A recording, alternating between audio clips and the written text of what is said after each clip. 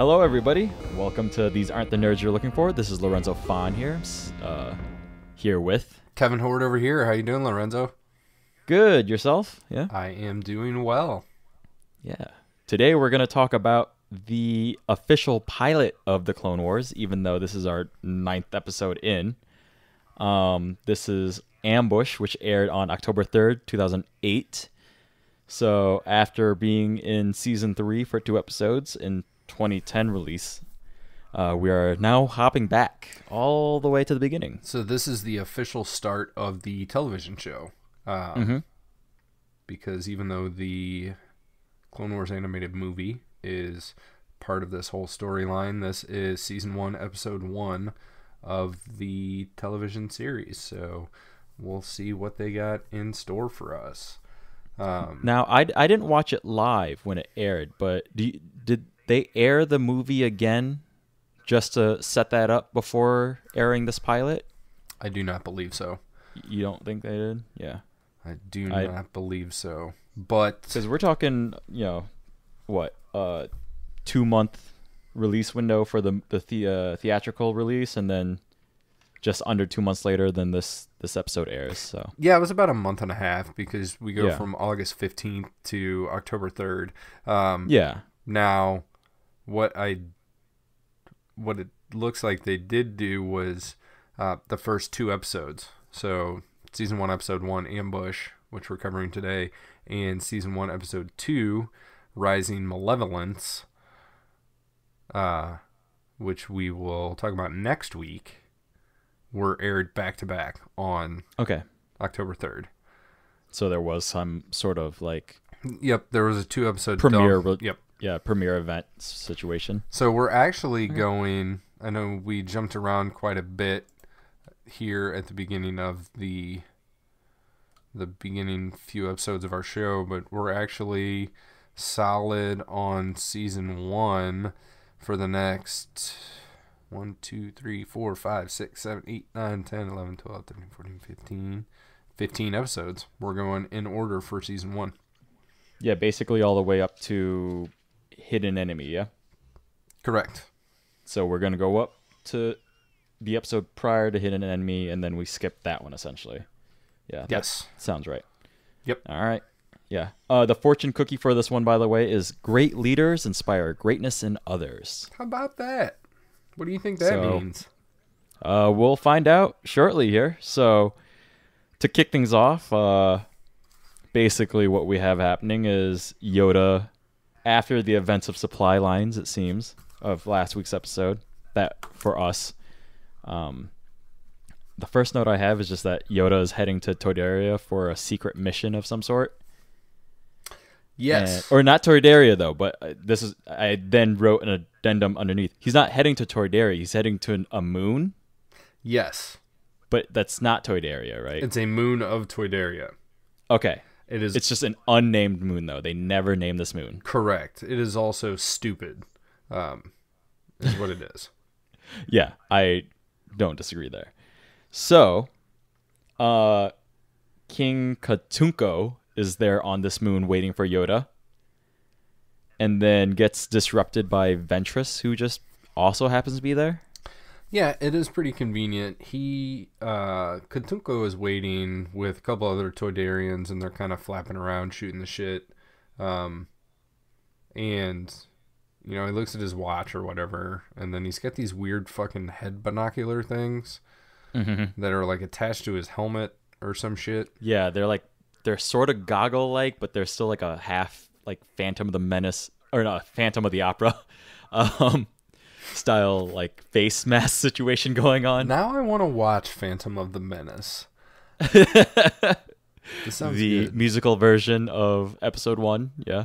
That's not what I was thinking, but that sounds even better. I was thinking the Phantom of the Opera version of Episode 1. But in the Star Wars universe, so like the Star Wars universe in the Phantom of the Opera universe. See, now we're going too deep. Now I'm getting confused. So, like, is it going to be like that weird opera situation where, like, Anakin and Palpatine are having that weird conversation in Episode 3 situation? Sure. So the Phantom is overlooking that weird Cirque Yes. du Soleil thing that's happening. All of these things sound great. Okay. So then we can incorporate Katunko's mask thingy. Yeah, it's kind of like a so we've all seen, well, maybe we haven't. I was thinking of, we'll just go back to like the original trilogy, right? A New Hope, we got some fucking X-Wing pilots, and they have like little yellow safety sunglasses that are like attached to their helmet. Yeah. If those things slid up and down, it would be like these. Yeah. But then what the other thing though was like they were form fitting to his face though. Yes. So like that's why I liken it to the Phantom of the Opera mask. Right, which is a better analogy. Yeah, because it wasn't a part of a helmet. It like literally slides off his forehead and like perfectly form fits around to like his nose and the bridge of his eyes. So his nostrils are at the top of his nose, like at the bridge. Like his nose looks like a trunk. Yeah, it's the little snout thingy, but right? But here, I am pointing to the bridge of my nose in between my eyeballs and just poking two fingers in there. That's where his nostrils are. Mm-hmm. So this thing covers his nostrils. Yeah. So then I would imagine that his voice, were he to talk with this thing on, would sound like he had a stuffed up nose, and he would come out sounding annoying and obnoxious. Yeah. Probably like my voice sounds to everyone else. So there's that. Yeah, so yeah. If that's what, if they have the same vocal setup as the humans and all that jazz. But anyway, so moving on, so Ventress shows up. Yes, yeah? She does. As he's shows saying, yeah. Jedi are like never late. Something must have happened. Ventress is like, that's right. Something must have happened with my sultry voice. Yeah. But then what's weird is Ventress is literally only there to connect a call with Dooku. Yep. Right. She is the one that walked out to the table where these guys are eating. Should they be at a restaurant eating? And is like, excuse me, Mr. King, you have a call from Count Dooku. And hands the cordless phone off that was around back in the 80s and the early 90s. Yeah. This is a dated reference, but that's okay. Oh, boy. Yeah. So, number one, how do they all know he's there on this unnamed moon? How do they know any of this plan? And where is Dooku, and why isn't he just able to just show up himself? So, Dooku, because I'm assuming that this happens like very shortly after supply lines, right? Mm-hmm. Yeah. Although there's nothing that says that it does. There's like, we don't know that it doesn't. So yeah, my thoughts are that supply lines happen, and the shipment gets to Ryloth, and then Bail talks to King Katunko, and he's like, yo, I'm gonna send Yoda, and then he leaves, gets in his ship, and calls up somebody who has to call somebody else, who calls somebody else, who calls Yoda, and says, like, go on, head over to the moon, like, everything's good. And then Yoda gets in his ship and, like, flies over there. So, days, maybe, hours, I don't know. Yeah. So, at that point, I just assumed that Dooku was probably still sitting on his sit and spin. Staring out the window. Far off. Right. So then where was Ventress that she could make her way towards this planet? Or moon very quickly? Man. And why does it need to be her to deliver a call? Like, what are the rules of these, like, transponders that Dooku can't just, like, get onto this dude's hologram plate? He didn't know his number. Okay. Or That's maybe King didn't like follow. like blocked him. Yeah, well, he Like just straight up like just blocked didn't him. follow him on Twitter yet, so he can't like send him a DM. All right. So we got that. And then so Yoda is making his way towards the moon, and the thing that happens is that they get attacked. Yeah. Yep, they do get attacked. They get attacked. And then so they get in the escape pods. This, Like so him and a bunch of clones, right? yeah, I thought it was a bunch of clones. I got really confused about how many clones there were, and I shouldn't have because it's really simple. But so yeah, they're getting shot at by banking clan frigates, right? Something like that, yeah. Which totally makes sense. Yes, the banking clan. Yes. The banking clan. Like, Lorenzo, imagine that you're going to drive, like, a couple neighborhoods over to, like, visit somebody to see if you can, like, build a shed in their backyard. Yeah. And as you're fucking driving over there, or you're taking your Uber over there or whatever, like, the president of your fucking bank, like, sends over all the people that work at your bank, and they just, like, start throwing fucking rocks at the car. Mm-hmm. That's how I equate this to reality. Yeah. No, that's pretty much what I was trying to figure out, too. Like, why does the banking clan have weapons? Right. Like, why are they their own clan to begin with? Like, why? Like, it's not the banking organization. No, it's the banking clan. Yes. Very interesting. Do you think they have, like, secret meetings? I have no idea what's up with the banking clan for them to have such firepower that it fucks Yoda's shit up, right? Maybe they just don't like the Yoda species. Maybe that's why there's only like one Yoda. Well, two, Yoda and Yaddle.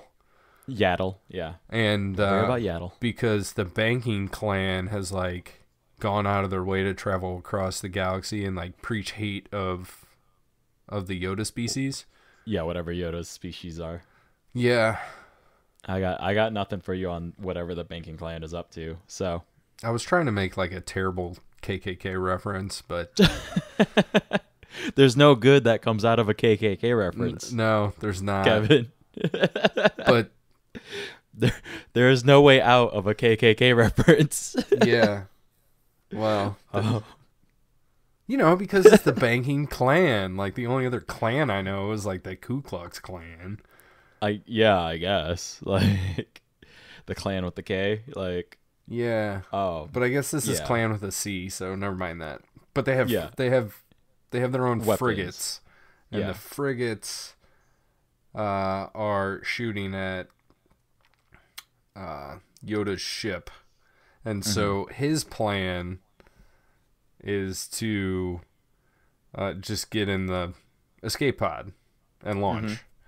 And which his clones are all kind of questionable on the plan. Yeah, because they're like, dude, if we get in the fucking escape pod, then they're just going to shoot the little escape pod. Escape pods, yeah. And so Yoda goes, fire all the escape pods you bust. You know? Yeah. So then they, of course, missed their escape pod. Which is like the only one that makes it through. Yes, yeah. And what's funny is like the clones are all freaking out in the escape pod, and Yoda is chill as fuck the entire time. Chill as fuck. Yeah, like he is not even opening his eyes. He is just like taking a little nap, a meditative nap on the way down to whatever this fucking moon is. So do you think like he's using the Force to blow up the other, like divert the blaster fire? I don't think at this point he's doing shit, honestly. I think he's just keeping it zen, just for the benefit of the clones, I guess. Okay. Like, so it's at this point that we see the only clones that we're going to see for the rest of the movie. Yeah. Because it's Yoda, and there are 3 clones on the escape pod with him. Mm-hmm. And I'm not gonna lie, for some reason I thought there was like 5 or 6 or 7 of them.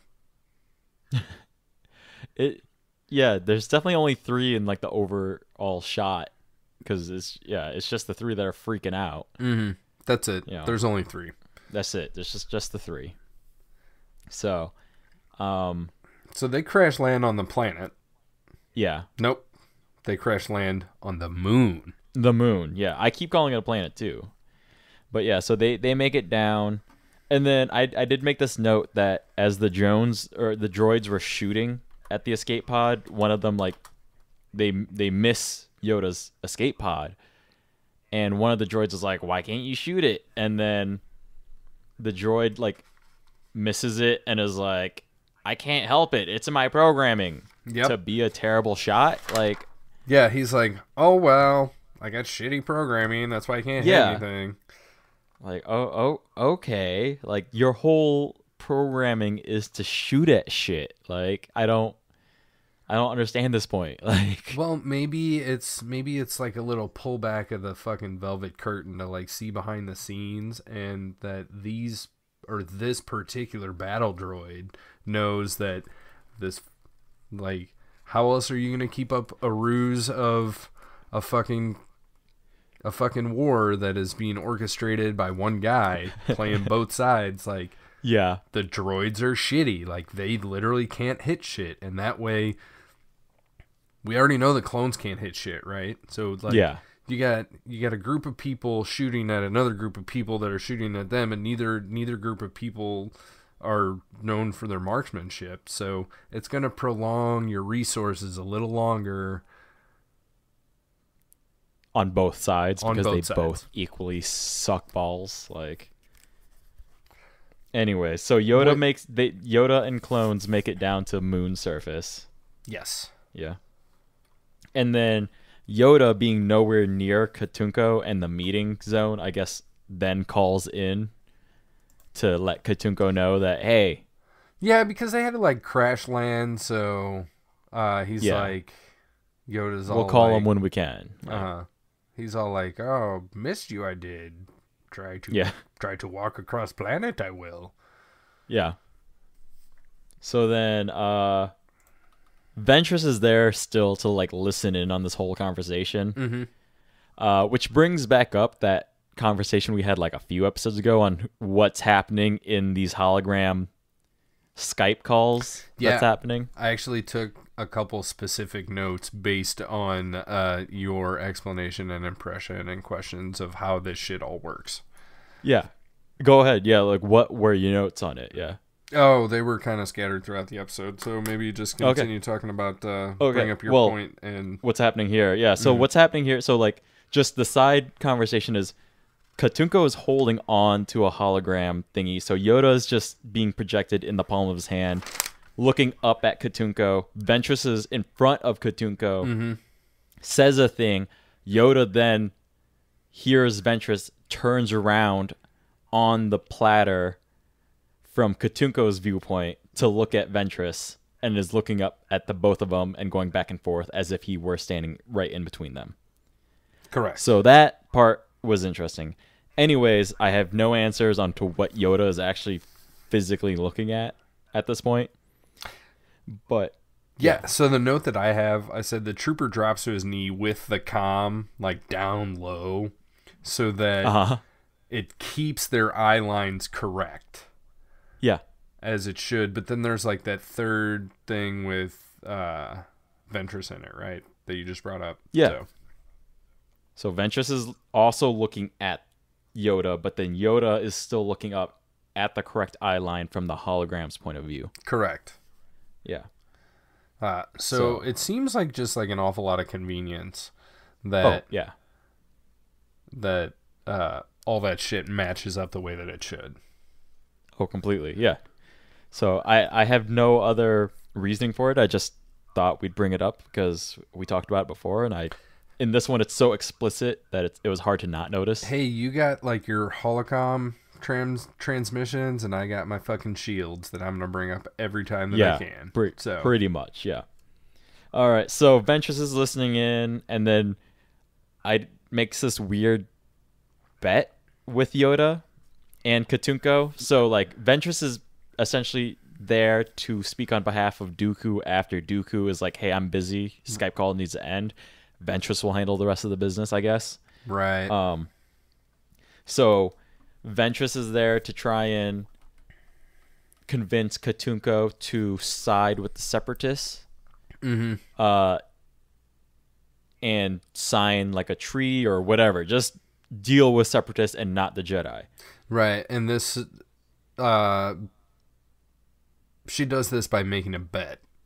Like, Yes. hey, I bet you that we're better than fucking The Jedi. the Jedi is. Yeah, because while the king was, I can never remember this guy's fucking name. What is it? Katunko. Katunko. Katunko. That's Katuunko. Totally not how I spelled it. Oh, I'm sure. This is why I watch with closed captioning. I actually did that this time. Yeah. And it was helpful. Yes. Katunko. So helpful. All right. So while Katunko is talking to Dooku, Katunko says something like, oh, wait, no, Dooku says it first. Like, Dooku says, my battle droids are worth 100 fucking clone troopers or something. Oh, yeah. And Katunko goes, well, I heard a Jedi is worth 100 fucking battle droids. Yeah, exactly. And then that's where this, like, bet/challenge comes from, which this is totally the way that wars are fought, right? Yeah. I mean, just random bets and challenges that just escalate from there. Like I'm sure Churchill and Stalin were like, I bet that fucking my guys can do this, and exactly. Stalin's like, I bet my guys can fucking fly further than your guys. Like, that's probably exactly how they did it, and then it just ended up with like fucking slappers only or something like that. Like, right. So the bet is if apparently any droid can capture Yoda, then the Toydarians have to side with the Separatists. Right. And Katunko at first is like, that's crazy talk. What are you talking about? Like, let's just have Yoda come here and we'll talk it out. But then Yoda is like, I'll take the fucking bet. Right. Because of course he did. Because Yoda doesn't give a fuck, apparently. So you definitely see some of Yoda's eccentric behavior in this episode. Oh, completely. Yes. Yeah. So moving on from there. So Yoda is traveling with 3 clones who, as of this point, are still unnamed, right? They don't get named until the end. Yeah, till the end. I did, however, find the name of this moon. And it is, as far as I can tell, Rugosa. Yeah, that definitely was never named at any point in this episode. No, not at all. I don't know where the name came from. Or who's verifying that is indeed the moon that they are on. Like, Wikipedia is verifying that this is the moon that they're on. I need their sources. Like, sources, man. Yeah, because I think even in the newsreel, they just call it, I think they literally say it's like the unnamed moon or something like that, right? Yeah, it just says like Yoda goes to the moon. Yeah, I'm like, great. So it's a moon, great, fantastic. So anyways, as Yoda's making his way through, he doesn't intend to take a straight path, which is freaking the fucking clones out, apparently. Yeah, because so they go to leave, and Yoda's like, "Ooh, this way we go," and they're the clones are like, "Yo, Yoda, bro, like, broda." Fucking broda. Fucking broda. They're like, yo, broda. Fucking Katunko is that way. Yeah, is that way. And Yoda goes, yeah, but so are our enemies. So why would I go that way? We're going to go this way. And they're like, oh, shit, that makes sense. Yeah, they just go along with it like, yo, sure, yeah. If they're coming from that way, we should not be heading that way. Like, yeah, sure. There's some sound logic there, I would say, I think so. Yeah. considering like the things we talked about in the last episode, where there are a lot of logic leaps sometimes in this show. That happens very often. Yeah, this. Yeah, to be fair, this is one of the more sound, logical things that has come up in the show. So, yeah. Then we kind of cut back to Katunko and Ventress sends off the droids to go capture Yoda. Right, and one thing that Katunko says is that, like, he'll take this deal and he'll honor, like, the winner of said fucking bet so long as Yoda gets a fair fight. Yes. Yeah. So my response to that is Watto must be a terrible fucking Toydarian. I know we talked about this a little bit last episode, but here are my defining qualities, or Watto's defining qualities in my eyes. Greedy, he's a slob, he's dirty, he's a nudist, he's a cheater, he's a gambler, he's immoral, he's unethical, and he's a slave owner. Yeah, absolutely. But he doesn't give a fuck about a fair fight. No. That's why he's got that weighted fucking chance cube. Yeah. And then even then it takes Qui-Gon to like even it by using the Force to roll the fucking die. So right. Dude, Qui-Gon totally fucking made that thing land right side up. Oh, completely. Yeah, no. Qui-Gon was playing that whole thing, so or blue side up? Blue the boy, red his mother. So yeah, blue up. Yeah. So anyways, yeah, so like Katunko demands a fair fight. And then so Ventress like tells the droids to go after Yoda, and then we get another example of the droids just being fucking dumb. Right. Because then the droids are like, we don't know what Yoda looks like. Even though he's like one of the most famous Jedi Masters in the entire galaxy. That's their programming. So I guess it just they never came across what the generals might look like for the enemies. Like, yeah, like the fucking pre-battle, what do you call that? It's not fucking, it's like the pre-briefing. Is that a thing? Yeah. Pre-briefing? Or is it just called briefing? Just the briefing, yeah. Yeah. Have you been briefed? Yeah. Like, yeah, so there's no pre-briefing. Yeah. Going on here. So they're literally just being briefed, like, right. It's literally like, hey, go to this fucking moon, Rugosa, with like, okay, so where'd all these fucking battle droids come from anyway?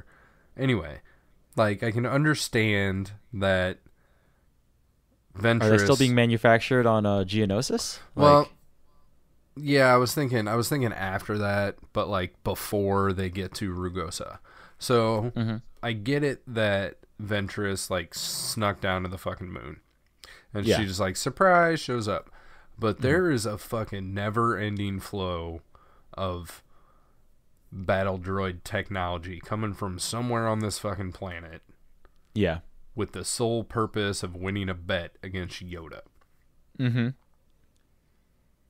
The other question you bring up, or that I'm going to bring up too, that kind of came into my mind right now, is that also, why does Ventress have to tell the droids like what Yoda looks like? Why is it not capable for somebody to just program this and it just kind of automatically gets uploaded to each droid? Like, there's no like system wide, like a fucking Wi-Fi connection.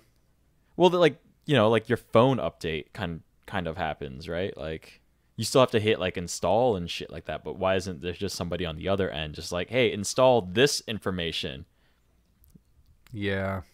Like, why does that need to be spread via like walkies still? So maybe after the Phantom Menace and the Battle of Naboo. Yeah. Because I bet like all of those droids were all fucking connected to each other all the fucking time. So if like one of them saw Obi-Wan creeping behind a rock, doing whatever he's doing back there behind the rock, trying not to be seen, then all of the fucking battle droids would know where he was. Yeah. Right? But then a fucking 9-year-old kid and an astromech droid with a ship on autopilot accidentally go in and fucking blow up the command ship, which renders he tried spinning. That's a good trick. Yeah, I gotta hand it to him. He did have some skill. Yeah. Right. So, but at that point, you know. So that was the one. I think that was like, it. That was master hub. That was the only master hub. There was no other master hub that they can reconnect to. No, I think elsewhere. At that point they went to like the other extreme. So potentially every single fucking battle droid has like the donut shaped fucking ship up in the sky. Okay. Somewhere. But sometimes you just can't see them. But we just don't know about them whatsoever. Yes. Okay. All right. Much as we didn't know what the name of this moon was. Yeah. And can I just say that it's fucking stupid that they're on the moon of Toydaria and not on Toydaria. We are sure it's a moon of Toydaria, right? Because, like, again, the narration doesn't mention anything. It just says it's a moon. So here is the canon section of Rugosa on Wikipedia. Rugosa was a temperate moon located in the galaxy's outer rim territories close to the planet Toydaria. Okay. The terrain of the moon's surface includes large forests of coral and rocky cavernous areas. During the Clone Wars, the moon was considered neutral territory and was chosen as the secret rendezvous point for Jedi Master Yoda to meet with King Katunko of the Toydarian people to discuss a Toydarian alliance with the Galactic Republic. Okay. Well, I guess we got that down. Yeah. Again, the fucking opening narration, it's weird because this is the first episode. Like, if you miss the movie, yes, this is your in. This is how you're getting in. Yes. Right. And they explain nothing. We don't know who fucking Katunko is. This is our first meeting of Katunko. By all estimates, like, you don't even know who Ventress is, right? Yeah, but it's not like you know who Ventress is from watching the fucking movie either. They at least do a slight introduction of, like, Dooku's like, this is my apprentice, Ventress, right? Yeah, but Katunko, like, turns around and goes, who the fuck are you? And she's like, I'm Ventress. Yeah. But, yeah, so it is a lot of shit just getting tossed at somebody if they were to watch this in the proper release order. I feel like this is the first time that you've argued this from this perspective, because normally you're like, what the fuck? Like, if we would have watched these in episode order, like, we would have been introduced to these people and blah, blah, blah, blah, blah. And now you're like, all right, I've already seen 8 episodes of this show. Yeah. So I know some of this stuff that's going on, but a normal viewer coming in and just seeing this as the first episode of the first season of this fucking show has no fucking idea what's being thrown at them. Yeah, you bring up a very good point. Yeah, because, like, Katunko especially, like, Ventress and all the other characters they're kind of introduced enough in the Clone Wars theatrical feature. Right. Katunko. But yeah, like, Katunko just comes out of nowhere. Like, yeah, we have the benefit of just having seen him in the episode prior to this. mm-hmm. So we've seen a little bit that's going on with these Toydarian people, and we've seen a little bit going on with why we have this clandestine rendezvous, which kind of makes sense. Maybe he just didn't want Lot Dodd there. Katunko or Yoda? Katunko. So he just goes to the moon because he wants Lot Dodd off? Like, he knew that if Yoda came to Toydaria and just... that Lot Dodd would show back up. Yeah, Lot Dodd would be like, hey, we talked about this. Like, shame, shame, shame. Fucking... Yeah. I'm Jimmy Hoffa and whatever. That does make some sense, yeah. But then it doesn't matter because fucking Ventress finds him anyway. So, like, yeah, which I meant to come back and add some shit to my notes that I forgot about until you just said that. But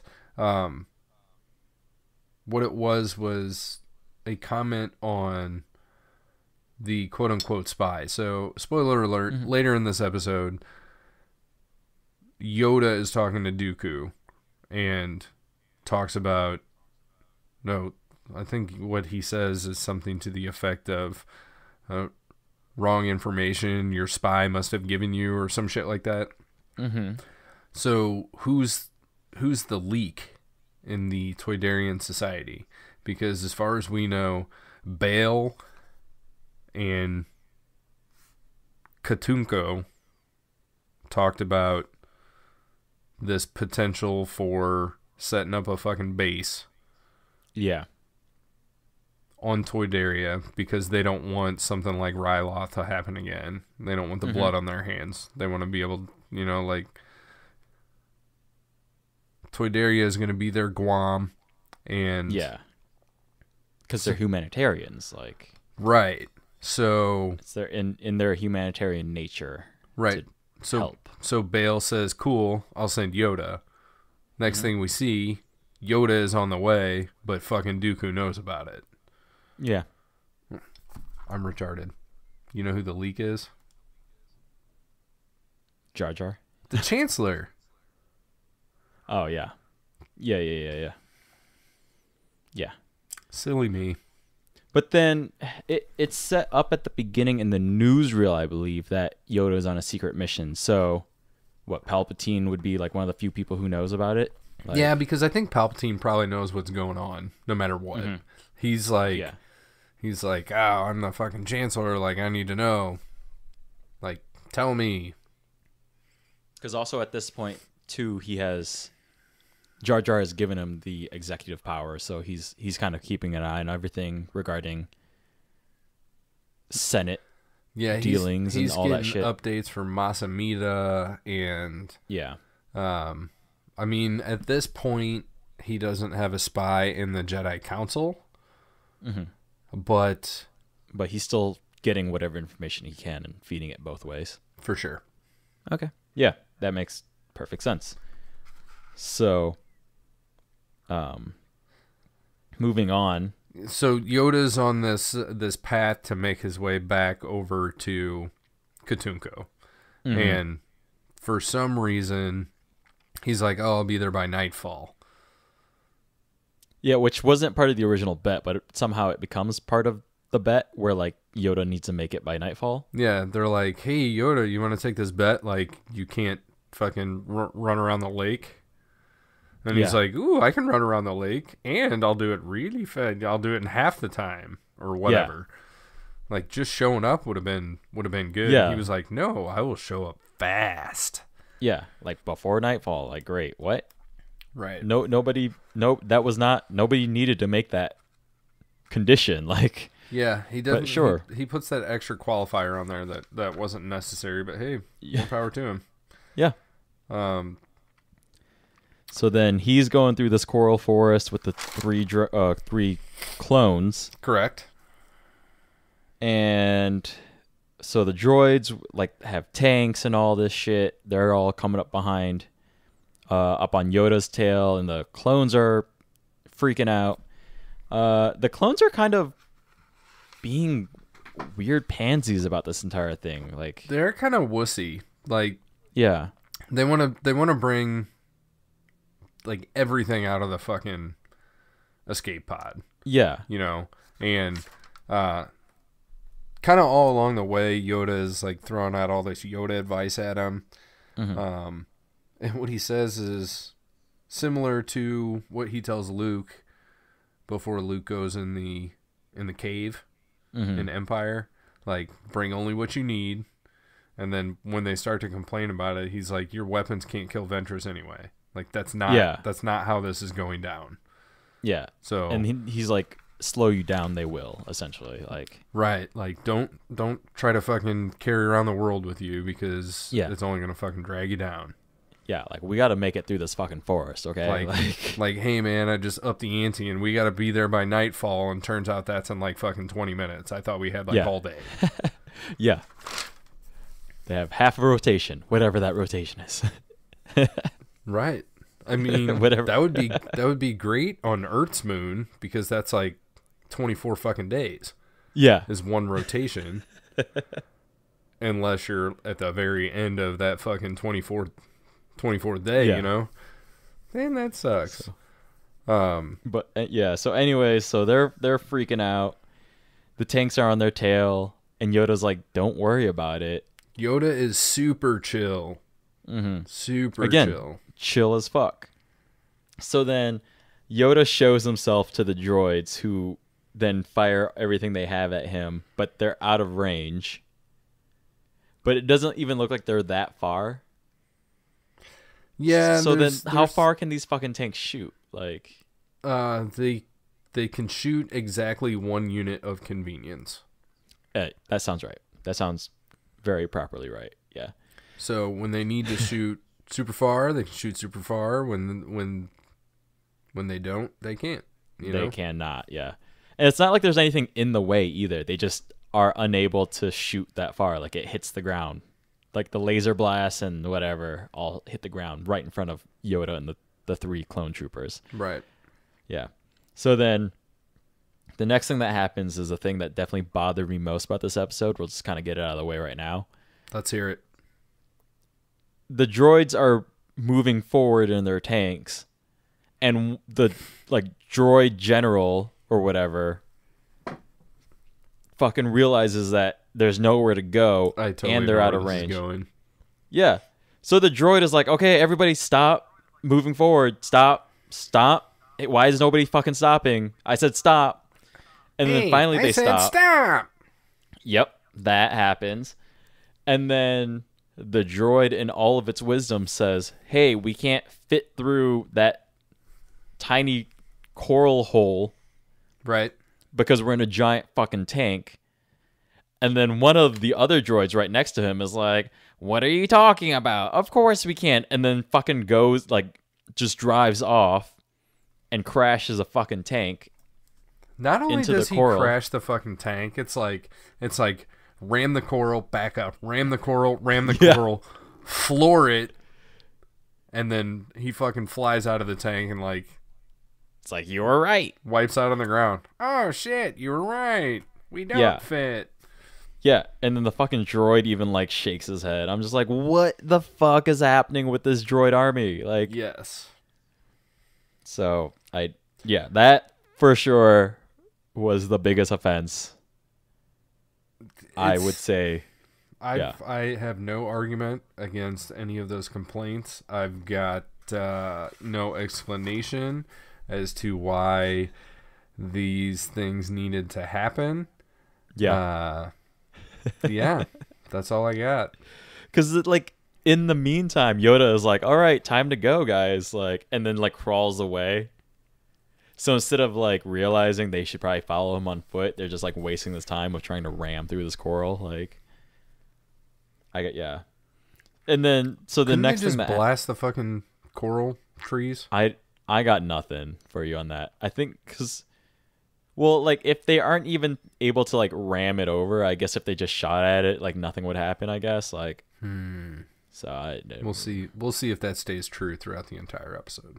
Well, yeah, that. So then the next other interesting thing that happens regarding the droids is that they do eventually catch up to Yoda at some point. Yes, but then because there's a never-ending flow of fucking droids and battle droids and droidicas. Yeah. On this. So then they fucking see him and they talk to each other. They're like, "Hey, little guy, little green guy with a lightsaber.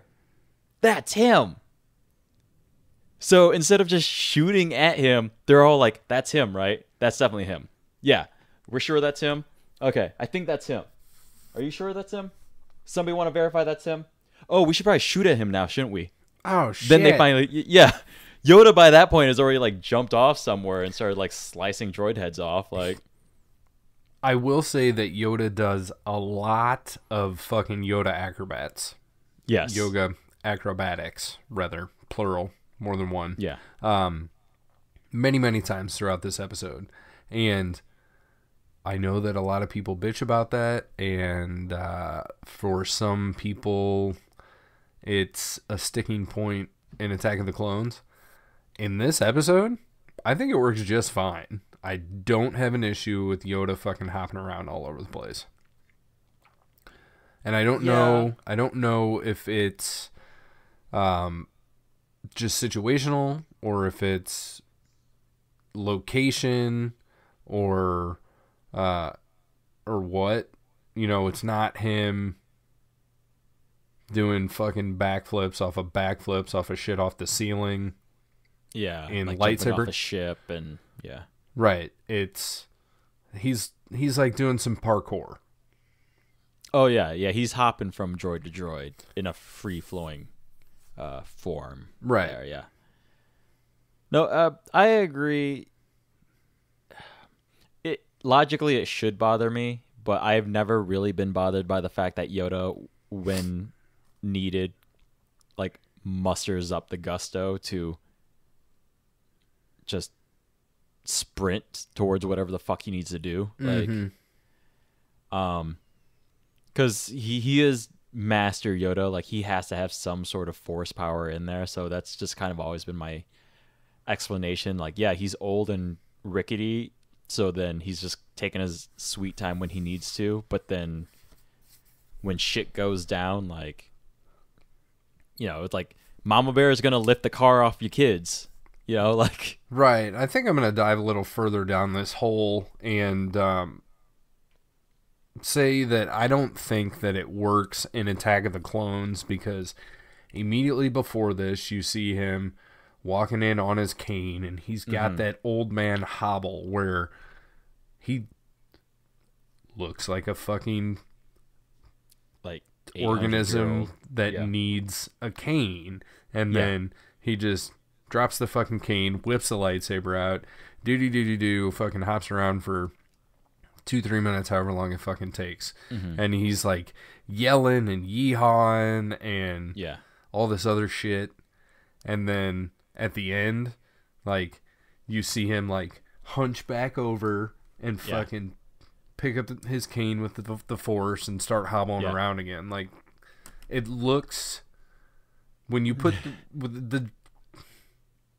again, I don't disagree with that at all. Like, logically, it's right. But in this episode, he's like, hey, we got this shit we need to fucking do. We're going to fucking do it. Like, follow me. And he's not hobbling around like, you know, oh, clone trooper, fucking pick me up and carry me because I'm so old and feeble. Yeah.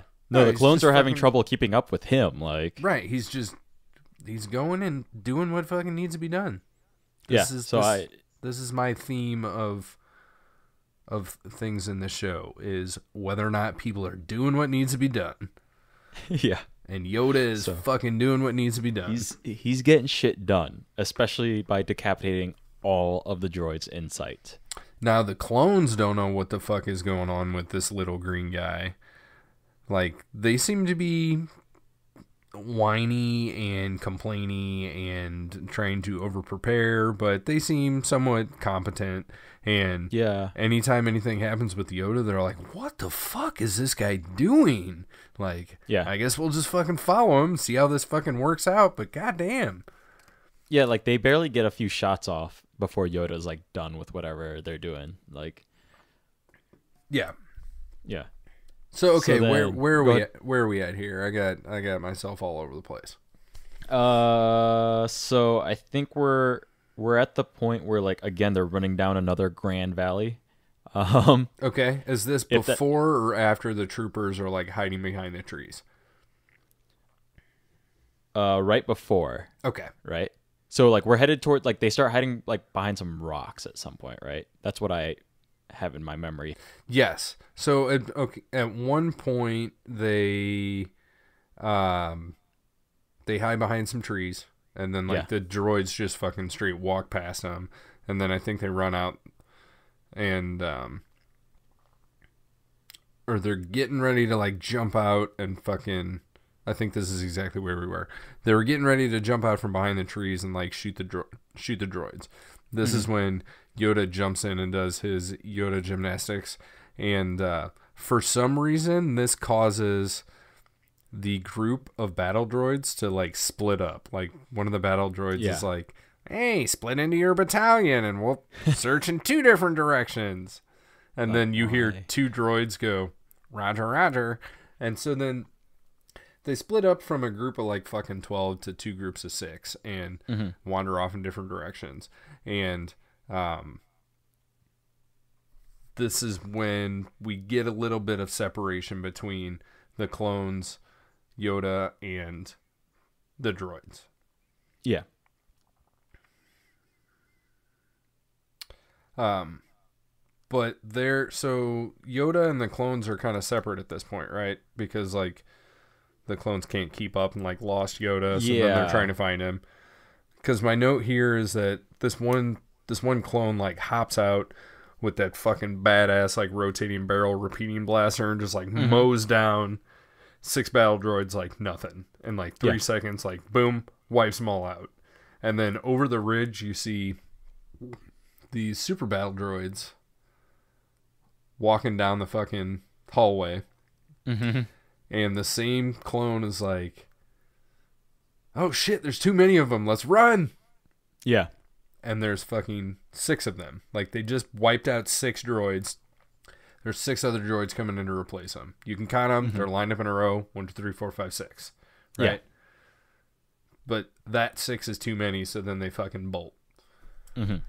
So then so at this time, it's kind of fucking hopping back and forth between the clones and Yoda. Right? Okay. Yeah, something like That's that. what I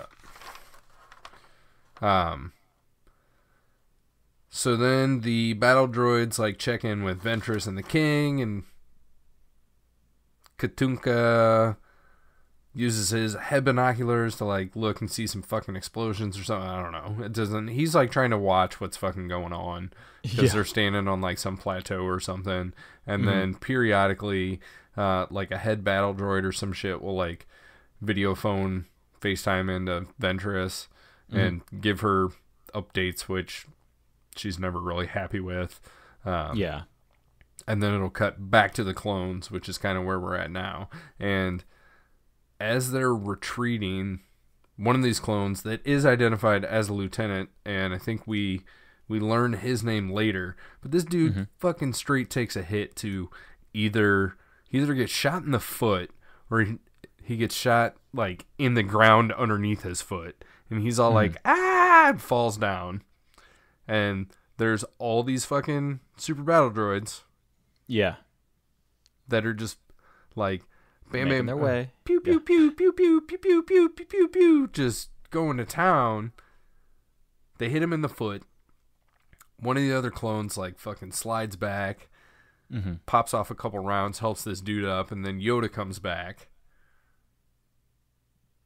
Right? Yeah. So Yoda comes back and is able to. This is when they're hiding behind the rocks. The rocks, yeah. They're heading back towards the rock.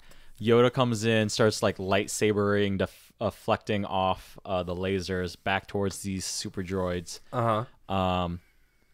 Then at some point hides behind the rock with the clones, correct? Correct. And so they're hiding behind the rock, and he sits down. And one of the clones is like, what the fuck is he doing? And another one of the clones goes, I don't know. Maybe we should just keep shooting. Keep shooting. Fuck it. Yeah. So that's what they do, is they're taking turns like popping up over this rock and firing off some fucking blaster bolts. At this point, meanwhile, Yoda is like meditating. He like sits down on the ground and like closes his eyes and meditates while this is all happening. Bit. So when he's done with his mid-morning meditation, stands up and starts doing some force maneuvering of the super battle droids. And what he does is he picks one up and he turns it around, and the battle droid is like, I don't know what I'm doing. I don't know why I'm doing this. Like, quit shooting at me. And he turns his fucking battle droid or super battle droid around so that they're now one of them is fighting the rest of them, and it just fucking blows them all away. And still firing like off, like he's not firing, like yeah. So right. what was 6 super battle droids is now 19 super battle droids, and Yoda takes them out in like 3 seconds just by picking one up and spinning it around and having it friendly fire against itself, like correct. Yeah. So at this point, enter destroyer droids, which the was the clones call rollies, which I thought was kind of funny. Mm-hmm. And the clone lieutenant is like, thanks for fucking coming back and getting me. And my note on this was that Yoda must live by that number 1 clone rule that we heard about in Clone Cadets: never leave the man behind. Because that's exactly what he tells.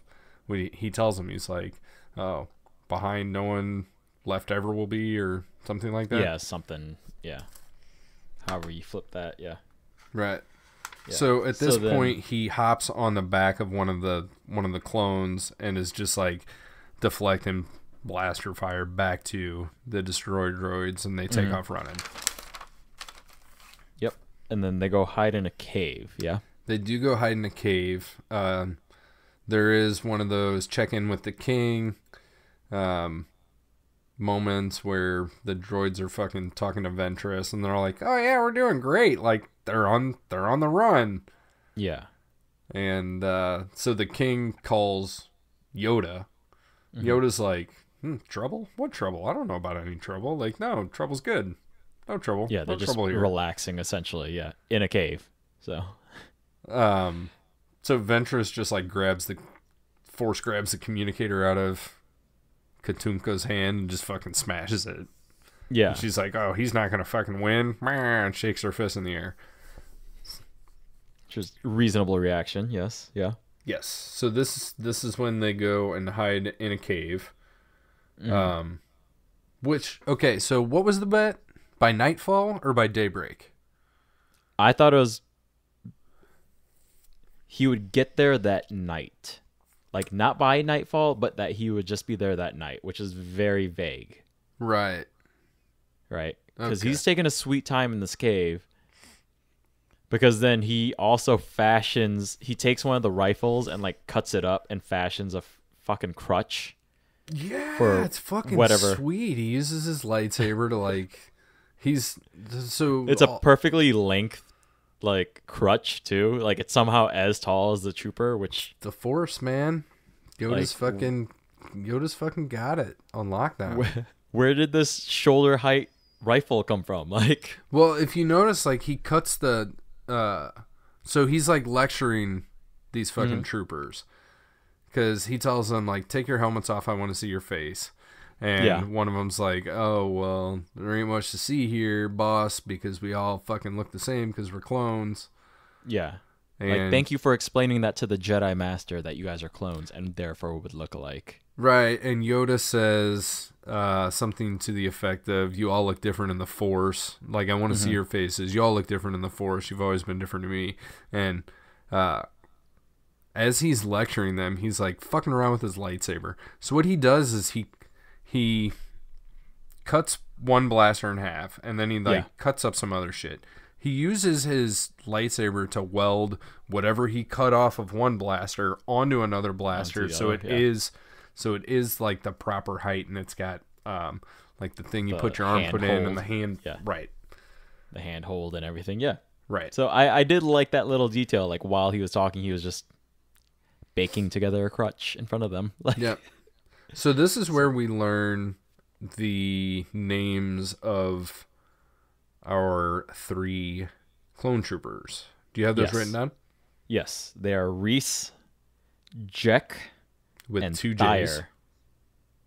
Oh, the closed caption only came up with 1. Oh, mine had 2. It was capital J, lowercase j. Ooh, interesting. Yeah. Mine just had E-C-K? E-C-K. Oh, mine was just spelled J-A or J-E-K. Really? That's what came up for my closed caption. That is really interesting. So, were you watching on Netflix? Mm-hmm. Okay, I've got the DVDs, so maybe that's the difference. That is interesting. Yeah, because then it's Reese, Rhys. Nope, I got RYS. Weird. Yeah, and then Thyre was Thire. Yep. Okay. Because even at first, like, I didn't hear it correctly. Like, I was taking a note. I was like, the guy's name is Fire. And then I looked up. I was like, oh, I rewound it 10 seconds and it's fucking Thyre. It's just fire with a lisp. Yeah, exactly. So we learned the names, which still didn't help me because I could not tell you which one was which whatsoever. So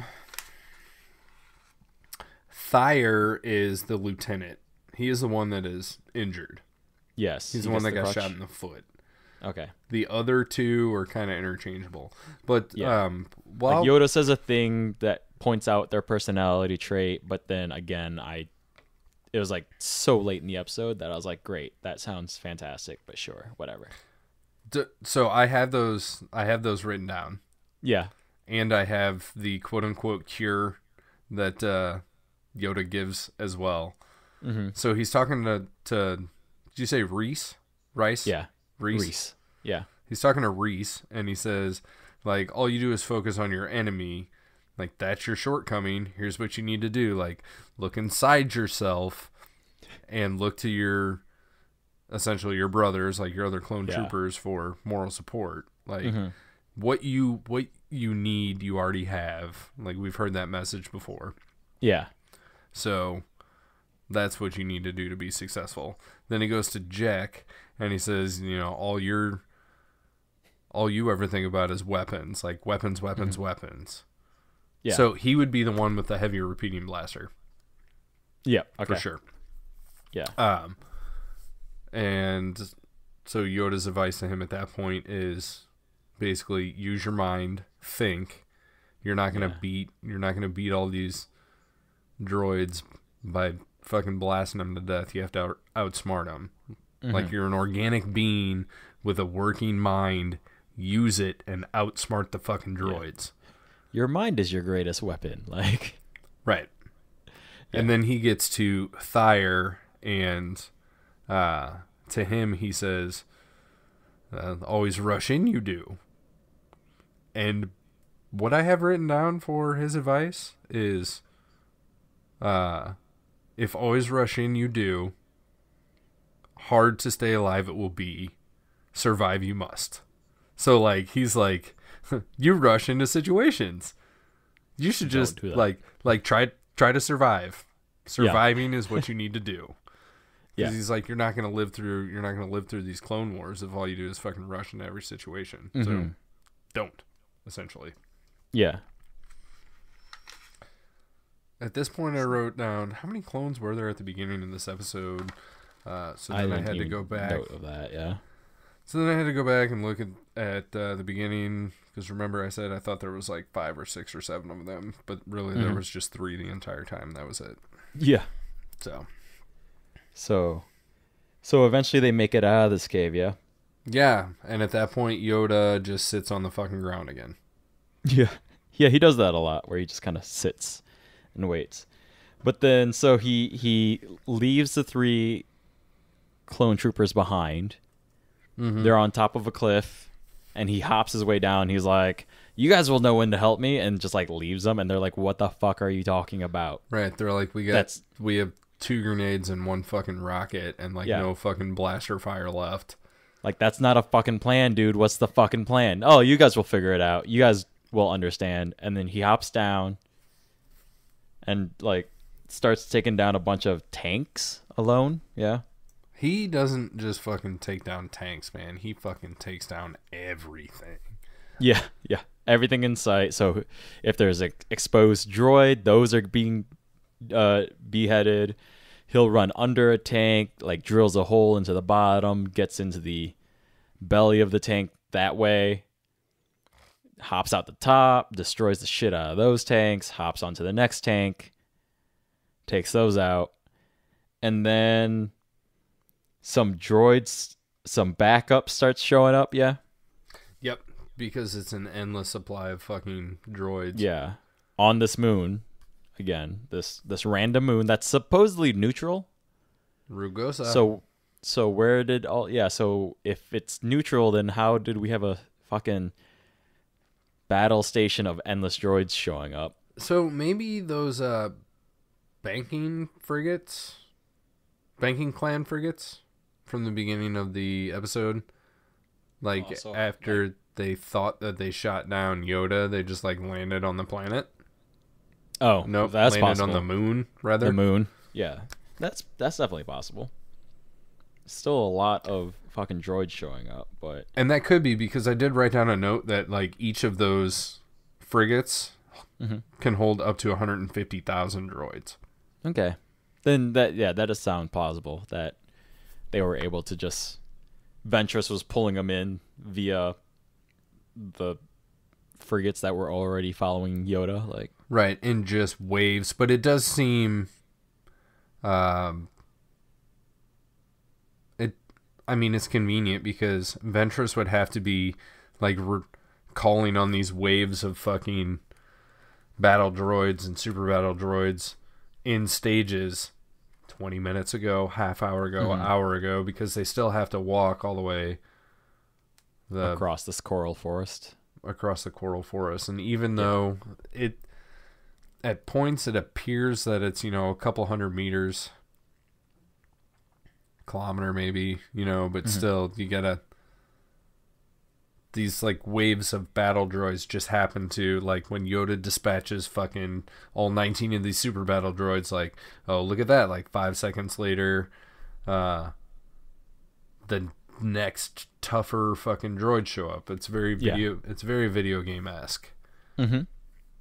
So All right. That sounds plausible for sure. Yeah. but I wrote down we get some awesome Yoda shit, like he's just fucking wiping the floor with these fucking battle droids and using the tanks like to his advantage. He's short and whatever, so he like runs underneath one and just like cuts a hole, rips the floor out, hops Mhm. up in, and then you see the back of it. There's like the entrance ramp or whatever like folds Yeah. down. You see two droids run out, Mhm. and you can't see it, but um, Well, Yoda he grabs him with the yeah. force, Yeah. and they're like running in place and can't go anywhere. And they're like, ah, fuck. And he pulls Mhm. them in, and they just like blow up. And then all you see is fucking battle droid parts like firing out. Fine. Yeah. Um, a bunch more fucking shenanigans like this. The king at this point is actually watching this through his um, magic sleeper mask binoculars. Yes. Yeah. And so he can see what's going on. Ventress, I guess, calls her battle droid commander and asks for an update, and he's like, Mhm. this fucking crazy Jedi is like fucking everything up and like killing everybody, and we're running out of droids. And then you see Yoda like jump on his shoulder and cut his fucking head off Yeah. In the hologram, right? in the hologram, which is So again, fucking hologram awesome. issues. Yeah, like how does the hologram work? Anyways, moving forward, so a bunch of droid backup shows up, yeah? Yes. And then this is when the clones finally are like, "Oh, this is a thing we can help out with." Yeah, because it is fucking 10, I think it's 10 more destroyer droids. Mhm. And Reese, which one was which? Nope. Again, Jack. I got Jack is like, oh fuck, I know what to do, and he takes like their last rocket and just fires it across the super valley yeah. to break off this outcropping that's on the other side, and it just smashes straight down on these fucking 10 destroyer droids. Mhm. And then at that point, Yoda like goes and sits down and is playing with a bird. Yeah. And then the droids come up and get some more Yoda lecture, and Oh, the clones come up. yep, not the droids, the clones. Yeah. The clones come up. Yep. So So more Yoda wisdom happening. And then Dooku calls Katunko one more time, yeah? he does. Like like straight up like last ditch like salesman effort sort of thing happening. Yeah, what exactly does he say? I mean, He's just exactly. I want word for word. I got nothing on that, but it Oh, just I'm reminded me of like when a salesperson like pisses you off so much at like a car dealership, and you're like, okay, I mean, that's not what I asked for, but we have this fucking Tiburon over here. Like, it's a great car. I know you like, wanted black, no. but we have it in maroon. Like I was here looking for a Prius, But we have a Tiburon. yeah. I don't know why you're selling me that. Do you know how many guys your age you see driving around this Tiburon? None, just you. And you know why? Because I save it just for you. Like, this is the best car. Yeah. You're going to be the first one on the block. Like that's literally what Dooku is doing. Like you just saw Yoda killing everybody, and Dooku is like, "No, but don't worry about that. Like our tanks, though, our tanks are great. Yeah, the tanks that just got like ripped open. Nah, man, it's cool. Those were dud tanks. Don't worry. Like Yeah, and Katunko's like, you know what? He goes, you know what, Dooku? You were right. You said that one Jedi isn't worth 100 battle droids. Then he goes, more like 1,000 battle droids. Yeah. Like, ooh, I got you, Dooku. sick burn, dude. Sick like burn. so then. Dooku naturally, his response is to order Ventress to kill Katunko. Yep. Right then and there, just he's like, well, maybe I'll have a better time dealing with your successor. Yeah. Mm-hmm. And then Ventress lightsabers it up and starts going in. And Katunko looks very, very scared at this point. Oh, he's quite scared. Yeah, he's not doubtful that Ventress would kill him once given the chance. You know, but. So, did you notice that Ventress has her second lightsaber back? Mm-hmm. So I guess she got it from like the floor of, or the ground level of Teth. Yeah. Because the last time that we saw her with lightsabers, she was fighting Obi-Wan on Teth, and she stuck them together, which sent you on your mission to do some IRL fucking research at Disney. Yep. And which actually that trip this might be an apt time to bring that up. Yeah. I went to Disneyland a few weeks ago of when we recorded this because they have this is Disneyland in California, not the one in Florida, not Disney World in Florida. Right. So there's the launch bay where like they just a couple years ago before Force Awakens, because it's this big, I love Disneyland, but it's a big shitty building that used to have Progress or Carousel of Progress in it, and then that moved to Florida, and then it was this big empty building that does jack shit. So they changed it into like a Star Wars everything thing. Right. So like you can go do a meet and greet with Chewbacca, and there's like random props from the various movies and like models of Anakin's ship, and like Sabine's helmet is in there. All this random shit. And naturally a gift shop, right? I have seen photographic evidence of some of these things, and I can attest to the fact that they actually exist. Lorenzo is not telling lies here. So I'm walking around, and I don't think I explained to you how I noticed, but there's this thing at Disneyland where if you want, you can pay for a cast member to give you like a grand tour, which also allows you to skip lines and all that shit, you know? So could you have Chewbacca walking you around showing? No. You said a cast member. Is that a cast member? So like that's the name for the Disneyland workers, right? So the Disneyland employees that are called cast members. That's disappointing. So you can pay for a cast member to like literally lead you from ride to ride and be like, hey, the next thing I want to do is go on Space Mountain. They're like, great, let's go on Space Mountain. You skip the line. The fucking cast member gets on the ride with you if they so choose. So does that like double the price of your ticket?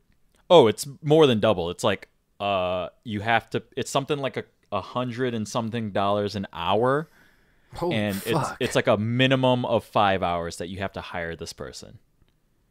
And so this is but you can get like a group of people, Right. and it's still like the flat hourly rate for this cast member. Right, so if you had 10 dudes and you got one other dude like showing you Yeah. around, you It's split essentially like $10 an hour. Yeah. So you can split it up. This is based on generic research I've looked into, right?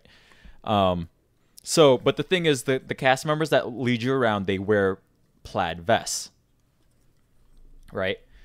So they stand out. They don't just look like a normal worker, and that's also so that like you can tell that they're leading these people around and they're not just the normal workers. So like if you get lost, you can kind of approach anybody. You know, you can approach somebody just sweeping, and you'd be like, "Hey, where's the nearest bathroom?"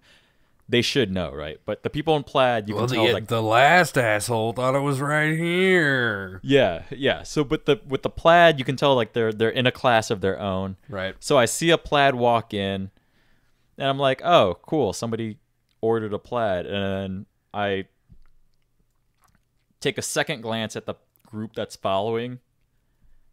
And it was a decent group, because the first thing that I noticed that a dude was totally just cosplaying as Indiana Jones. Khaki pants, khaki shirt, fedora. I was like, oh, fuck, that's really cool. And then I do a double take, because right next to this person he was just in a baseball cap. But it's fucking round? No, not as short round, unfortunately. But he was just this dude in a track jacket, baseball cap. It's Dave fucking Filoni. Oh, that's right. Yeah. You So told me you Dave saw Filoni walks in. there. Yeah. Like, I felt awkward because like look, I'm very polite to people and in their own time, right? Like, I get it. It's Dave Filoni. He's there to have a good time, so I left him the fuck alone, right? Right. But I definitely like was hanging around the gift shop, like double checking and questioning myself. I was like, is that Dave Filoni? And he started talking. I'm like, yeah, that's fucking Dave Filoni. So he had a baseball cap on instead of his like Dave His Filoni normal hat. fedora. Yeah. He didn't have his normal fedora on. So yeah, he was just definitely like very casual, had a normal baseball cap on, but I could fucking tell it was Dave Filoni, and his like posse was with him. I definitely 100% knew it was Dave Filoni, because at one point one of whoever he was with like pointed at something and it was like, are you gonna point out what's wrong with this? Like, I was like, Jesus fucking Christ, even his friends are making fun of him and his connection to Star Wars. Like, so yeah, I saw Dave Filoni. You should have went and said hello. I'm very respectful of people in their time. I mean, as respectful as that can be. Like, the one time I definitely did like sneak a picture. I've only seen 2 celebrities in the wild as such at Disneyland. Okay. The first time I saw somebody was they were getting on Big Thunder Mountain Railroad from the other end, the end that you would usually get off, because again they had like the plaid leading them around. So they seriously, I don't know how I timed this. I had seen them walking around Frontierland, and I was like, holy shit, was that? Because again, I saw the plaid, did the double take, kept walking, and it was seriously like walk, stopped when it processed who the fuck it was. Started following them a little bit just to verify again that it was who I thought it was. And then took like some like stealthy like distance pictures, right? So then stealthy, like a stealth. Not Selfie. I was not in the picture with it. It was not a stealthy of that sort, but it was a stealth like I'm just looking at my phone, click, like pointed So who towards was it? their general direction. It was Angelina fucking Jolie. Oh, really?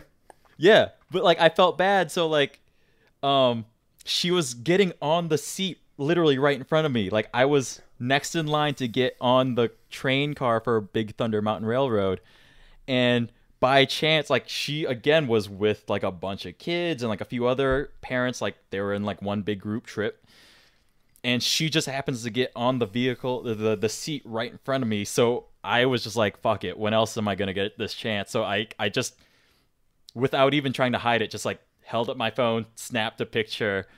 the plaid immediately was like, "Sir, no!" And I'm like, "Yeah, there's also like 30 people right next to me also taking pictures of her. I can't. I mean, I don't know why you singled me out, but sure, I get it. Like, because there were children involved. Like, I felt bad, but it was more of like I just needed my own personal proof that I had seen her. But like again, I didn't like yell at her. I didn't like go like, "Hey, Angelina," like whatever. Still let her be, but I just definitely just took a picture, right? But yeah, so like with Dave Filoni, because he was like right there, I didn't want to like walk up and be like, "Excuse me, I'm a huge fan. Can I take a picture with you?" And then like, will you listen to my podcast? That too, and then like potentially like cause a scene and all that shit, So like, I generally, if they're out in the wild, I try and like leave them be, right? It also comes with the territory of like living in this area, right? Like I've run into other people in other places, right? Where I'm just like, oh shit, you're also shopping for books right now. Have at it. Yes, sir. Like, right. Yeah. So it comes, that was my long segue of that experience of, I was literally there like to go look at the Ventress lightsaber display that they had. And what was the result of the Ventress lightsaber display? It's very curvy, and the point where they meet definitely is at some sort of angle. So what we see in the Clone Wars, because I'm assuming a lot of these models were made after the fact too, Mm-hmm. So the model that they have on display, because like obviously, I'm not about gatekeeping when it comes to like nerddom and stuff like that, but it is really funny sometimes to hear people ask if like certain things are props from the movies, because like one of them is Sabine's helmet, so like it can't be a prop from anything that ever involves Sabine. So like it was definitely just like made for displaying in Disneyland, right? Right. So who knows if this was like made afterwards or whatever, but yeah, it was her hilt in one piece, both parts of it, and it curves, and where they meet definitely is at an angle. So it's kind of like the end of Dooku's, because I was thinking maybe like they still made it in a way where like they connected on a flat plane parallel with the sabers. So right. Yeah. So that was my long research there. Yeah. So end of that research story is that they essentially fit together one way and one way only. Yeah, essentially. Otherwise, you're going to get like the two at like a weird bull's horn sort of angle, like you discussed when we were talking about it a few episodes back. So yeah, so they really just fit in that one way if you want them to be. Because the handle itself is actually almost like rectangular, right? So it either goes in S shape or bullhorn shape. Yes. Yeah. Yeah. Yep. So so moving on from that long that's all right. Diversion there. That was a good little tangent. Yeah. So Yoda's the shit, and as she is like swinging her lightsabers in, she being Asajj Ventress, yes, he just does like a force hold, like not letting you strike the king down. Yeah. Which is super cool. Inches away from his neck, essentially, for both sabers too. He's holding off two sabers, not just one. Yeah. Yep. And the clone troopers that he is with take out the few droids or whatever that are her droid guards, which are basically pointless. Yeah. And then it's just her, and I think Yoda knocks her back or something, and her lightsabers turn off, and then she's got like some snarky shit to say, and he just fucking straight rips the lightsabers out of her hand. Yeah. And this is at this point, when they're in his hand, you get the best view that you've seen of them in the Clone Wars so far. So you can see like the rectangular shape and some other details that you haven't been able to see yet, and blah, blah, blah. Because Yoda's like checking them out himself too. He's like surveying both sabers in both of his hands. Yeah. Looks at him, and then he fucking throws them back to her. Yeah, which I don't fucking understand. I feel like he said something that made me feel okay about it, but I think because I wrote a note. I was like, well, gives back her fucking sabers. Why? Like, yep.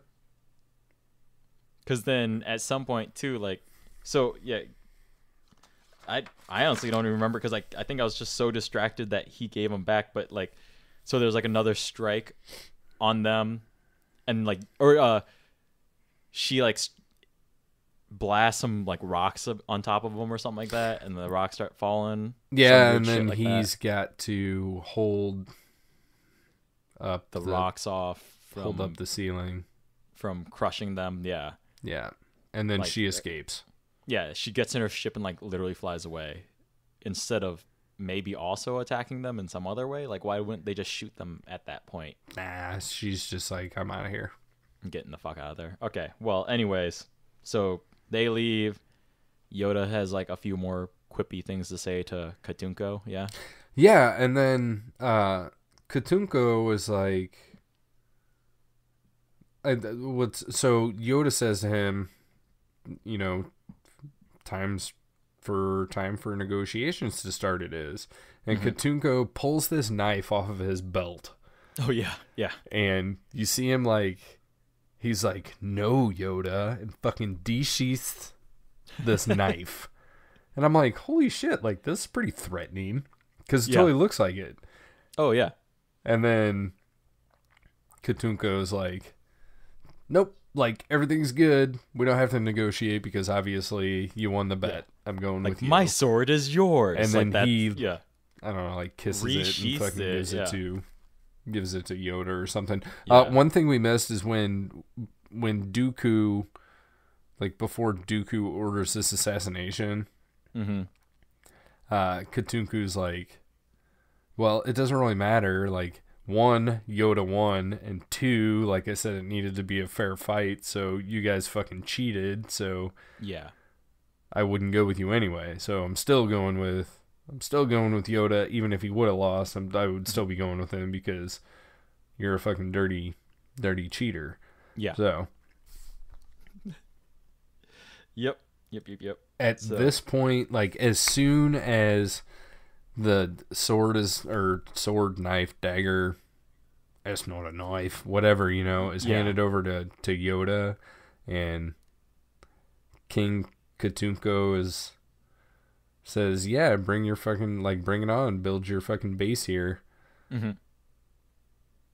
The camera like pans back and you see a fucking good guy Star Destroyer like already in atmosphere and like some lights coming down. Yeah. And it's like they were ready to go. Yep. Again, and then cue loud music. Yep. My last note is I guess the banking clan ship's left. Yeah, I guess. I forgot about that completely. So my last question is, why all of this if Bail Organa in the last episode that we watched chronologically already kind of turned Katunko's ear? It does seem like it seems like the same progression for Katunko 2 episodes in a row. Yes, absolutely. And especially because like in the last one too, like in the Supply Lines episode, Katunko kind of offers it himself because he feels shitty about it. He's like, I'm a humanitarian. I don't want to see the Ryloth suffering. Right. But in this episode, he's waiting for Yoda to kind of convince him to go to side with the Jedi. Mm-hmm. And then Ventress comes in with this like weird bet situation. Yeah, it's because this episode was already made. Yeah. And Supply Lines, for some reason, wanted to have another prequel situation. To do another prequel situation. Yeah. And it's to me, it's a more effective prequel than fucking what was the name of that last one? Hidden Enemy or Cat and Mouse? Cat and Mouse. Yeah, it's a more effective prequel than Cat and Mouse was. Well, yeah. I'll give it that. But there's still it still gives you those questions. Mm-hmm. Yeah, like and the big one is, why is this happening since it just fucking happened? Yeah, exactly. Right. So it didn't bother me terribly much. Like I agree with you. These two fit together better than Cat and Mouse did up against Hidden Enemy. Mm-hmm. But it's still, it's still an annoyance that's there. So anyway, should we start wrapping up on this one?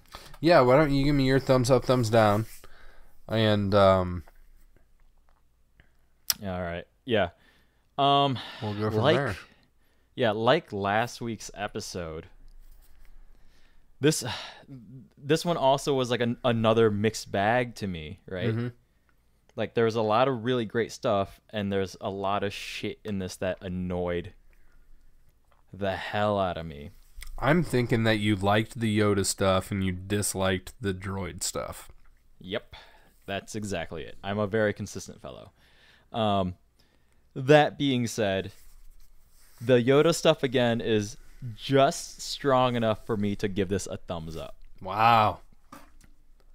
It's just barely like there's enough pleasure in the seeing the crazy side of Yoda that made it entertaining, you know? Right. Despite the fact that we probably have some of the bigger droid offenses in terms of how dumb the droids actually are and the reason like that Ventress even has to deal with them. Right. Yeah. But overall, like this, the story moves along enough that in the brisk 22 minutes that we have with it, and you know, I feel like the 3 clones that I don't know if we ever meet them again at this point. I literally have no memory of them at all. You know, like there's enough there for Yoda just to be spitting out his Yoda-isms, and I'm like, okay, that's cute enough, you know. So again, it's not like a strong thumbs up. It's just definitely like it's a fine episode. So yeah, go ahead. Well said. That's my piece. Yeah. I give this one like a solid thumbs up. I like it. Yeah.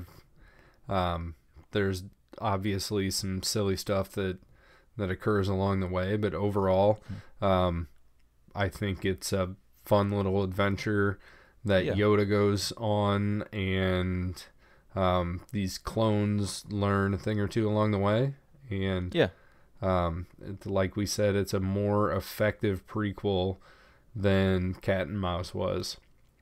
I think it more effectively does the whole Yoda jumping around shit, the parkour stuff.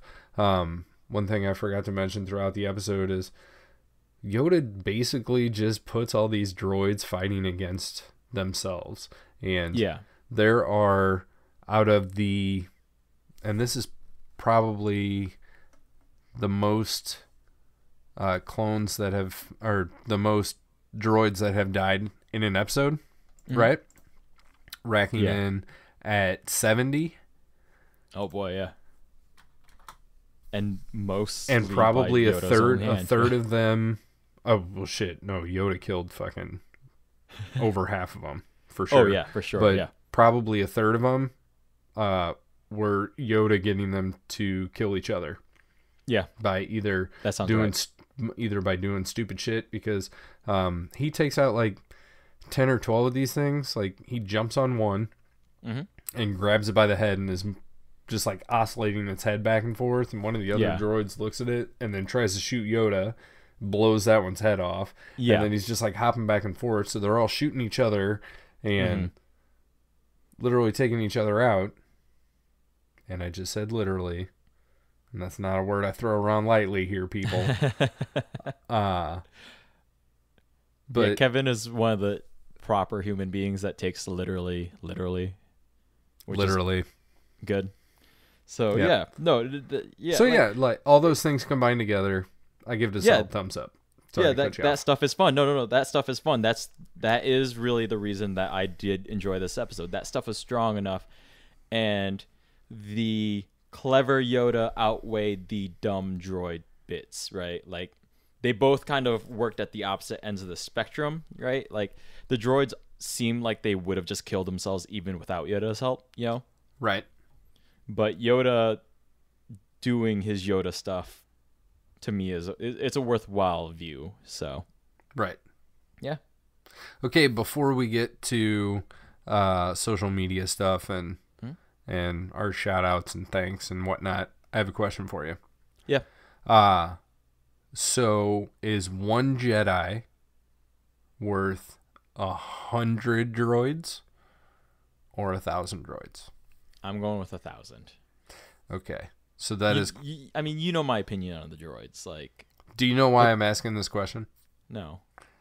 I'm asking this question because of because I'm keeping track of how many droids die, Yeah. how many clones die, and now we have one Jedi that died last episode, Yeah. and in this episode,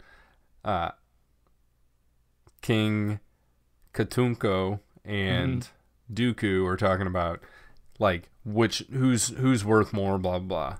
Yeah. You know, one droid is worth 100 troopers. We know that's not the case. No. One Jedi is worth 100 droids, and then Katunko says more like one Jedi is worth 1,000 droids. So in order to even this out, like we lost one Jedi, which is the equivalent of the Separatists losing 1,000 droids. Yeah. Just so we can see how each side is faring in this battle. I mean, I'm gonna have to stick with it because 1,000. The droids are so fucking dumb. Like I can't even with that one. So 1,000 it is. So I will plug all these numbers in. I'm a little behind on logging on-screen deaths, but I will plug all these numbers in, and then hopefully next time we record, I can give you an update as far as who's winning the battle so far within the first 9 episodes of the Clone Wars. Yeah, sounds good. All right. So if you need to reach us, you can reach us at via email. What am I saying? Via email at podcast. Really fucking this shit up. You can reach us via email. Just start over and pretend like that never happened. We're good. No, we're okay. It's fine. Not the nerds podcast at gmail.com. If you want to reach out to us or follow us on social medias, we are on the Twitters at Not the Nerds. Correct.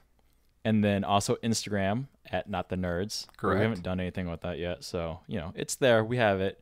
Facebook, we are at Not the Nerds podcast. Correct. So you can reach out to any of us, to Kevin and myself, through any of those social media platforms there. Follow us. Yeah, and it's more specifically Kevin through Twitter, Lorenzo through Facebook. Facebook, yeah. Yeah, I'm posting on Facebook. Kevin here is taking over the Twitter, so he's having fun with that one. Yeah.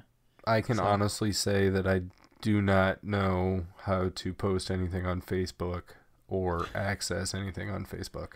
Yeah, you're good. Yeah, I mean, for the people who have not deleted their accounts, yeah, we're on Facebook, so. But I can that's tweet. Still a thing. Yeah, so tweeting is good. Kevin's pretty active on the Twitters. On the Facebook, I usually just post when new episodes go live, but yeah, I'll start posting some other stuff. Maybe like the picture that I took of the Asajj Ventress lightsaber from Disneyland, and I did take a lot of pictures, even though I'd been there like a million times. But I requested that Lorenzo take some specific pictures for me. Yeah, like while he was there. Trooper helmets are all in one display case. I met Chewie for like the 4th time in my life. Actually, in that trip, I think I did double. I met Kylo. You did? Yep, I sent you the Kylo pictures. Yep. It was interesting. They had a Kylo meet and greet and a Darth Vader meet and greet. They usually don't do both at the same time. And then they had a Chewbacca meet and greet. So, yeah. This was 70s Chewbacca with a big old fat mustache. Yeah, it was a weird costume. I don't know where that giant mustache came from. But... costume? Oh, yeah. What the fuck? We're breaking that illusion. I'm sorry, Kevin. You told me you met Chewbacca. I did meet Chewbacca, but it was in the weirdest dead building that used to be Carousel of Progress. And then later America Sings. Progress, my ass. Yeah, the building is so sad. There's a second floor that used to have so it used to be first floor Star Wars stuff, second floor Marvel stuff. Marvel's getting their own space. Yes, they are. So is Star Wars, though. Yeah. We're off topic here. Oh, we're so off topic. Yeah. So anyways, yeah, the let's upstairs is closed now, so the building is sad. But anyways, yeah, if you want to debate Disneyland, that's another thing. Hit me up on Facebook or reach out via Twitter, and we can discuss all the ongoing stuff of what's happening at Disneyland, such as the upcoming Galaxy's Edge. There you go. So yeah, if you need, Kevin is just sitting here just watching me rant about Disneyland. So anyways, 2019 Galaxy's Edge, 2020, whatever this Marvel Land is, they haven't officially named it yet. It'll be marvelous, I'm sure. I'm sure, but they can't legally use the word Marvel in a theme park, so things I never knew I knew. Wait. Yep. Things I never knew I needed to know. Oh yeah, that's what you I was do going now. for. I'm not only a fan of theme parks, I'm a fan of like piecing together like the logistics of all of it, the business end, the crowd flows. I'm totally gonna cut you off, and we're gonna say goodbye to our. We're getting out of here. Goodbye to our listeners, and goodbye. We can continue this conversation later. So anyway, thanks for listening this week. Thanks again to Lindsay over at strangefantasymusic@gmail.com, and thanks to Kevin, our graphic designer, find him on Twitter. Go tweet him and retweet his shit because he's awesome. Yeah. They call me K-Dub. So that's all I got for this week. Bye, everybody. We'll talk to you later.